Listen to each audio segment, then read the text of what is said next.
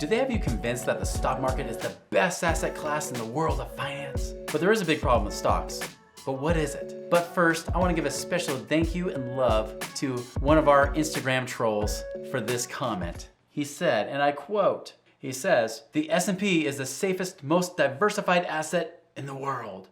It has been going up 9 to 10% for 120 years. And you own a small percentage of 500 of the best companies in America, and it's the safest way, even better than real estate." Yada, yada, right? Okay, well, I want to address you specifically, Mr. Troll, because I think this is awesome. Thank you for giving me content to give you guys today. So, is it really the safest and most diversified asset class in the world?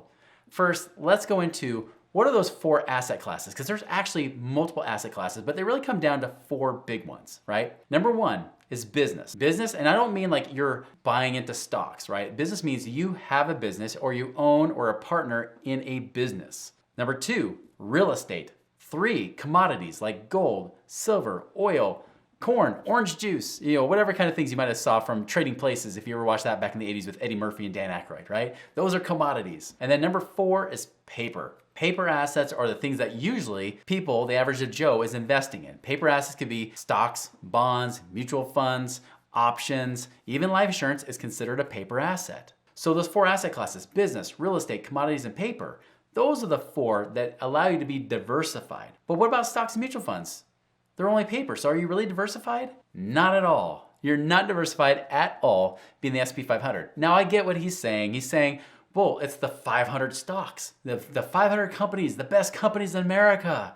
It's gotta be the best in the world. First, I didn't realize he was like the world expert on investing in finance. I should be interviewing him on this show instead of him hanging around on Instagram with however much free time he has living in his mom's basement, unemployed, and balding right down there. So congratulations to you, buddy, for being the world-class expert that you are in your mother's basement. But the truth is that stocks and mutual funds are not diversified at all. In fact, did you know that S&P 500, 1/4 of the S&P 500 is manipulated by about 6 tech stocks. Things like your Googles, Microsoft, Netflix, Amazon, those kind of companies are actually influencing almost the entire S&P 500. So if that tech industry gets hurt, it doesn't matter if you have all these other 494 companies that are doing okay, those alone, if they're getting hurt big time, will drop your account value even if the rest of the market looks good, and vice versa, right?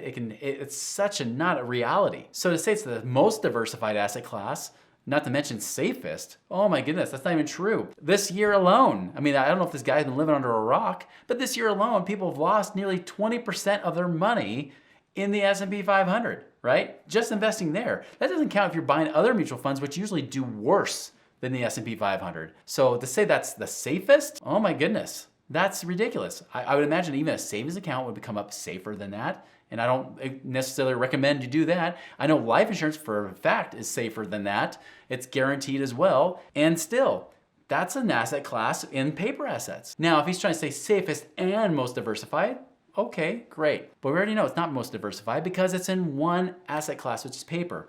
This is why even the last year, even if you bought bonds and stocks, you still lost money. This happened in the last recession too. People, whether they bought bonds or mutual funds, still lost money. It didn't matter where they turned with their financial advisors, they were losing money unless they were sitting in just cash. So, are you really diversified? Absolutely not. So is it really the safest? No, of course it's not either, right? It's not the safest at all. There are so many safer things. Now his argument was that real estate's not safe, especially if it's in a specific region. Hey, there's actually some truth to that. That's not 100% lie, but I will say this, over time, especially if he's talking about the last 120 years, the truth is that there's been a lot more millionaires created from that than there ever have been from the S&P 500 in the last 120 years. That's been happening in real estate, not in stocks or mutual funds. That is a fact, okay? You can look at that up anywhere. Anybody, even the companies that actually like you investing in mutual funds will say, real estate still does it better. It's safer because it's a real asset and you can actually be diversified in ways. There are ways to diversify yourself so you're not just buying one property in one place. We actually even talk about our clients buying properties in multiple locations so that even if one does happen to get affected, the other does not, okay? So there's ways you can even do it like a mutual fund, but you can do it more safely. Now, what is true diversification? Because that's the one thing he's really saying, right?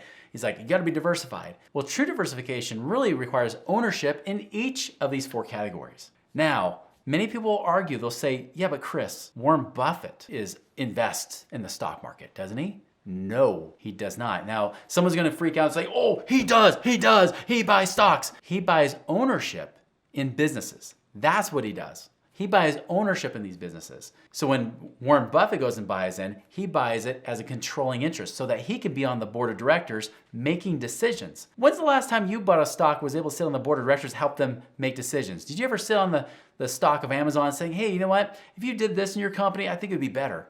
Do you think Amazon gives a crap about your opinion? Do you think it's just because you bought 0.2% of shares in Amazon, and you probably even buy that much, even if it's 0.00002% of shares in Amazon, do you think they give a crap about what you think? Not at all. Do you think you can do anything to make that stock go up? Not at all. Can Warren Buffett? Yes. Warren Buffett buys controlling interest in those companies and brings his team in to ensure his investment so that that business increases in value. Yes, he owns stock in it, right? Duh. Anybody who owns business has stock. Money Ripples technically has stock. I don't sell it publicly though. I don't do that. He buys into companies where he buys ownership interest and can control it and make more money in that. That is the difference between a Warren Buffett and then the average Joe, or in this case, average Instagram troll that's going to try to buy their crappy little stocks or mutual funds thinking that they actually have diversification. They don't. So if you want to be a true investor, 1, you buy the real thing. So Warren Buffett invests in that first asset class, which is business. 2 is real estate. Again, buy the real thing. Don't buy REITs. You're not buying real estate stocks, right? This is actual, physical, tangible real estate, stuff you can actually touch. Even if it's dirt, you can touch it, right? Even if it's land, you can touch it. That's real estate, okay? That's what you want to buy there. We have real estate. Commodities. Commodities are also not a bad idea. Do you have gold or silver? I actually own gold and silver. The real stuff, the tangible stuff, not the paper stuff. Again, if you buy commodities in the sense of buying gold that's sold on the paper exchanges, that's paper asset, not the commodity.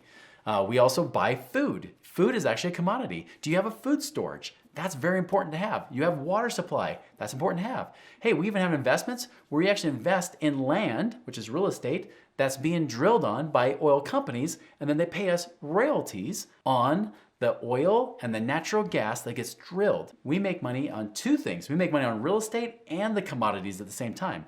The more the commodity prices go up, the more that we say our money goes up, right? That's good. And then the paper assets are the things that we mostly have been sold, especially by financial advisors. That's the stocks, bonds, mutual funds. I have paper assets, which is in life insurance. I like that. I hold no stocks, no mutual funds. By the way, I still have a teeny bit of crypto, tiny bit left, although I sold it at a high, but occasionally I'll play in that space. Yes, I'll have paper assets. You can have paper assets too. That's fine. Make sure you're getting the safer kind and make sure you're getting the right blend of these asset classes to work for you. For me personally, I stay with the asset classes that I understand the most and I know are the most profitable and generally safer, which is business and real estate. My business specifically, and then real estate primarily for creating passive income each and every month. That's the thing I focus on. So not only do I grow and have a better, safer, and diversified asset class portfolio than my Instagram trolls, but also I'm making passive income that keeps me out of my own mom's basement. In fact, might have to move my mom in my basement maybe one of these days, right? That's the difference. That's the key. So guys, that's the thing you want to really understand is that true diversification is ownership in each of these areas, but go for the asset classes that really truly are that way. The S&P 500, the stock market, is not safe. It's not good. So if you like this video, go check out our next video, how to profit in a market downturn, which guess what? Is happening right now. So go check that out right now.